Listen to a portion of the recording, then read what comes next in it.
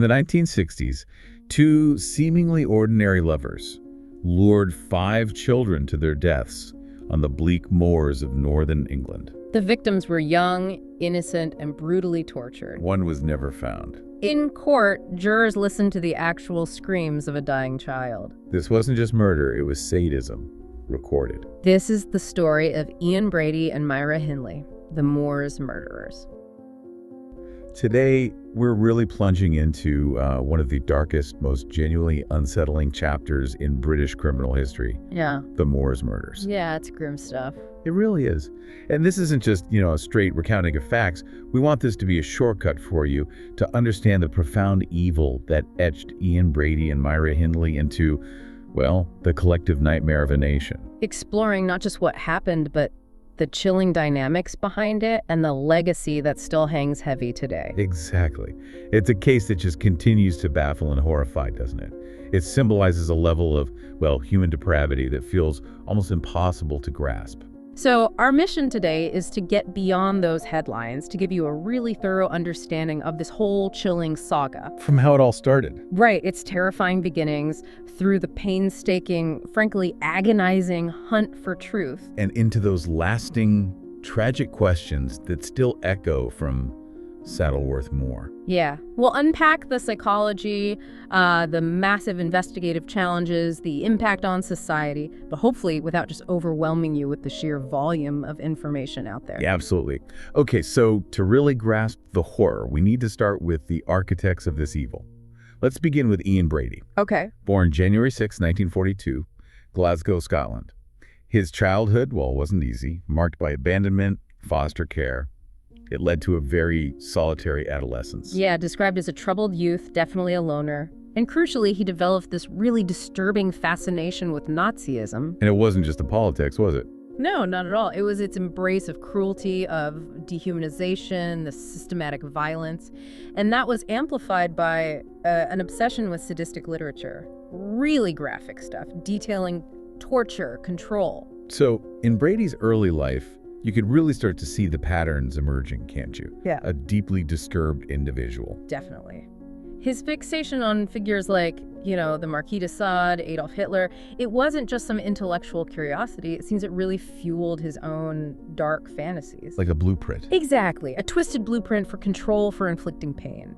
This wasn't just a passing interest. It was becoming core to his personality. A psychological framework that, later manifested with horrifying real-world consequences. And then there's Myra Hindley, born just a few months after Brady, July 23rd, 1942, in Gorton, Manchester. Her background, on the surface at least, seemed much more ordinary.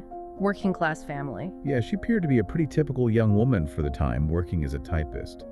Yet she became Brady's, willing accomplice, a figure of just enduring infamy. And that contrast, between her outward normality and the absolute darkness she embraced, that's one of the most perplexing parts of this whole thing. It really is. Raises huge questions about complicity, the dynamics of evil. They met in 1961 at a chemicals firm where they both worked in Manchester. And her attraction to his sort of nihilistic worldview was almost immediate. So it wasn't a slow burn. Doesn't seem like it. What started as a relationship just spiraled really quickly into this shared obsession with darkness, a mutual fascination with depravity. Like feeding off each other. Precisely. Psychologists often talk about Folie deux, in this context, a shared delusional disorder. A dominant personality like Brady inducing delusions in a more passive partner. Hindley. Arguably, yes. In their case, it became this terrifying feedback loop, each one egging the other on, normalizing increasingly depraved acts within their own private world. So this horrifying partnership forms, and then the quiet innocence of Northern England is just shattered. Summer 1963. July 12th. 16-year-old Pauline Reade vanishes, on her way to a dance in Gorton. And for weeks, months, it's just another baffling missing persons case. Terrible anguish for her family, obviously. But no immediate sign of the true horror. No idea she was the first victim in this terrifying sequence that was about to unfold. The discretion they operated with at the start is chilling. It really is. It allowed them to escape immediate detection. And the truth about Pauline, it wouldn't be known for more than 2 decades.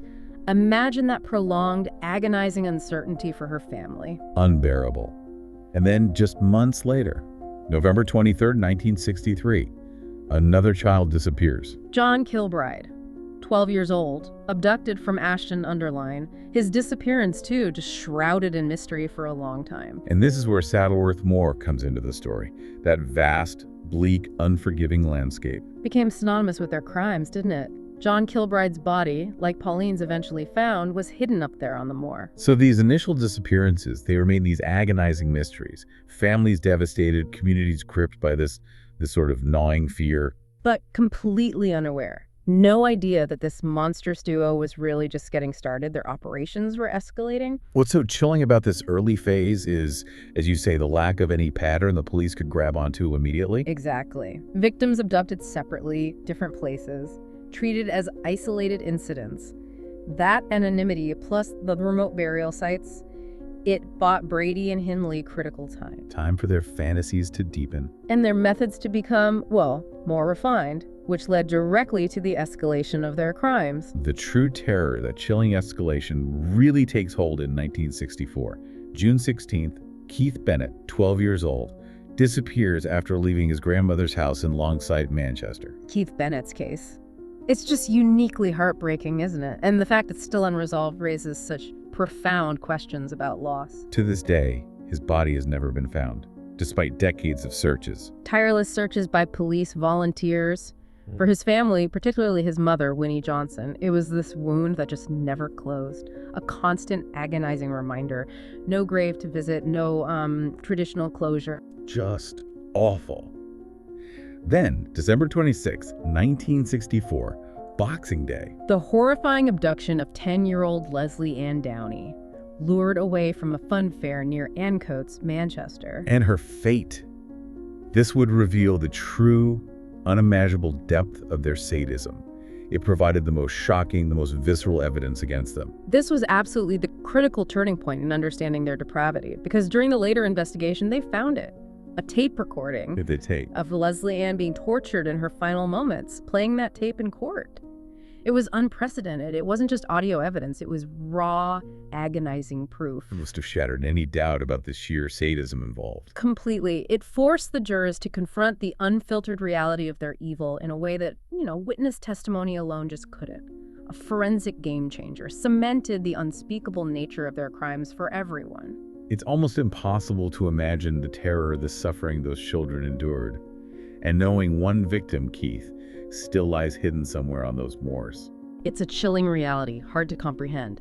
And the meticulous planning of these abductions, the discretion, it allowed them to operate undetected for far too long. Blending in, maintaining this ordinary facade while committing these atrocities. The ability of people capable of such calculated evil to hide in plain sight is deeply unsettling. Their crimes exposed a real vulnerability, didn't they? Showed how seemingly normal people could harbor such profound darkness. Raises fundamental questions about the nature of evil itself. Not some external monster, but something that can emerge from within us. Exactly. Okay, so their horrific reign finally starts to unravel in October 1965. The murder of their fifth known victim, Edward Evans. Right. October 6th, 1965. Edward Evans, 17 years old, lured to Myra Hindley's house in Hattersley. And what happened next was just brutal. A brutal axe attack by Brady, carried out right in front of Myra and, crucially, her impressionable younger brother-in-law, David Smith. Smith was there. He saw it. He saw it, and was then coerced into helping them clean up the horrific scene, a kind of psychological torture that clearly pushed him to the absolute brink. And this was the pivotal moment, the crack in their facade. Absolutely. Unlike the previous victims, this murder happened at home, and it had an unwilling, deeply traumatized witness, David Smith, reeling from what he'd seen, what he'd been forced to participate in, just consumed by fear and, well, moral horror. It must have taken immense courage for him to do what he did next. Unbelievable courage. The very next day, October 7th, 1965, David Smith walked into a police station.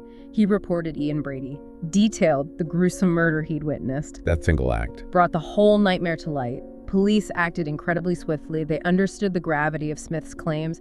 Ian Brady was arrested October 15th. And the evidence found at his home. Immediate and overwhelming. Disturbing photographs of the victims. And that dreadful tape recording of Leslie Ann Downey's torture. Undeniable, horrifying proof. 4 days later, October 19th, Myra Hindley was arrested. The full scale of their monstrous crimes was finally about to be revealed to a completely shocked nation. But the sheer volume, the depravity of the evidence, it left everyone reeling. Those photographs showed such chilling premeditation, didn't they? An almost perverse desire to document their actions. It really did. And the impact of David Smith, that single brave witness, you just can't overstate it. His courage was the critical crack in years of meticulously hidden evil. His testimony, plus the forensic evidence, formed the bedrock of the prosecution. It really shows how sometimes just one act of defiance can dismantle years of hidden horror. So the trial begins in 1966. Becomes one of the most sensational, most disturbing in British legal history. The details that emerged were just beyond people's worst nightmares. Exposed a level of calculated cruelty few could even fathom. The courtroom atmosphere, you can imagine, profound shock, outrage. And the verdict. May 6, 1966. After a harrowing 14-day trial, both Brady and Hindley were found guilty. Murders of John Kilbride, Leslie Ann Downey, and Edward Evans. Brady got 3 life sentences, Hindley 2. And as we said, that tape recording of Leslie Ann Downey, pivotal. Absolutely pivotal in securing those convictions. Its raw horror was undeniable proof of the sadism, left no room for doubt about their involvement or the depravity. Groundbreaking evidence, really, for British courts at the time. The public reaction was just utter revulsion, wasn't it? Fury. Intense. And Myra Hindley in particular, she became the face of evil in Britain. A figure of such hatred. Calls for her execution persisted for decades, long after capital punishment was abolished. It is remarkable how Hindley became such a potent symbol of that hatred, almost more than Brady in the public eye. Why do you think that was? Her gender? Maybe? That's a really insightful point. While Brady was clearly the instigator, Hindley's active participation as a woman in these horrific crimes against children, it seemed to provoke an even deeper, more visceral outrage. A betrayal of perceived norms. Exactly. A profound societal shock. The idea of a female acting with such cruelty shattered conventional perceptions. That depth of revulsion against her really highlights the moral outrage society felt and just how hard it was, and still is, to comprehend her role. But even with the convictions, the legal closure, that crucial piece was still missing. Keith Bennett's body. And that led to decades more anguish for his family, a relentless, mostly fruitless search. The convictions were legal closure, yes, but for Keith's family, the emotional wound just stayed wide open. For years after the trial, both Brady and Hindley stuck to their story, didn't they? Denying the other murders. Largely, yes. Denied involvement in Pauline Reade's and Keith Bennett's murders, causing immense suffering for those families still desperate for answers. Their denial just prolonged the agony, another layer of their cruelty, really. Holding that key to closure, withholding it for decades, seems like another act of control. It certainly felt that way. It wasn't until the mid-1980s that things started to shift, driven by persistent efforts from authors like Fred Harrison and dedicated police investigators. Detective Chief Superintendent Peter Topping, right? Yeah. He put huge effort into re-interviewing them. He did. Meticulous work, hundreds of hours of interviews, slowly chipping away at their resistance. And then, the breakthrough. Between 1985 and 87, they finally admitted it. The murders of Pauline Reade and Keith Bennett. A shocking turn. It brought this glimmer of hope, particularly for Pauline Reade's family. A chance for some closure after all those years. And Hindley specifically confessed to Pauline's murder. Yes, July 1st, 1987. She confessed, led authorities to the spot on Saddleworth Moor. Later that month, Pauline Reade's body was finally found, recovered. Incredibly painful, but long awaited closure for her loved ones. But the truth about Keith Bennett's grave remained elusive, tormenting. Despite extensive searches, often based on the killer's vague, sometimes manipulative guidance, Keith's remains were never found. His mother, Winnie Johnson, spent decades campaigning tirelessly, just desperate to give her son a proper burial before she passed away herself. It's hard to grasp that unending grief, isn't it? A child's body never found, no grave, no final resting place, a wound that just never heals for those families. Indeed. Myra Hindley died in prison November 15, 2002, age 60. Still one of Britain's most hated figures after 36 years inside. Her parole attempts always failed. Huge public outcry. Overwhelming opposition, yes. Underscores the enduring revulsion. Ian Brady followed her 15 years later, died May 15, 2017, age 79. He was in Ashworth Hospital by then, wasn't he? The high-security psychiatric facility. That's right. Transferred from prison due to his severe psychiatric disorders. Deemed too mentally unwell for a standard prison. And he took the secret of Keith Bennett's grave with him. A final, cruel act of control, denying that ultimate closure even in death. Exactly. And incredibly, to this day, the search for Keith Bennett's remains still continues, intermittently, driven by volunteers, compassionate people who just refuse to let his case be forgotten. His disappearance remains this haunting reminder of the Moor's murder's legacy, a wound that won't heal for some, a missing piece in that monstrous puzzle. The Moor's murders left this indelible scar on Britain, didn't they? Changed the whole nation's sense of security, a chilling testament to the depths of human depravity. It's a case that still baffles, still horrifies. Not just the brutality or the elusive why, but the tragic reality of Keith Bennett's unresolved fate. That constant reminder of the unfinished search for justice, for truth. And these crimes had a huge impact on policing too, right? Profound impact. Led to significant changes in missing persons protocols, how serial offending was understood. They forever changed how society saw the safety of children and the potential for evil to hide in plain sight, even within seemingly ordinary relationships. For the victims, for their families, the pain is just eternal. For the rest of us, it stands as this stark warning from those bleak moors, a chilling reminder that evil can, and sometimes does, hide right in front of us. And that even decades later, the search for truth, for closure, can continue to haunt a nation. So, thinking about this dive we've just taken, what does it make you ponder most?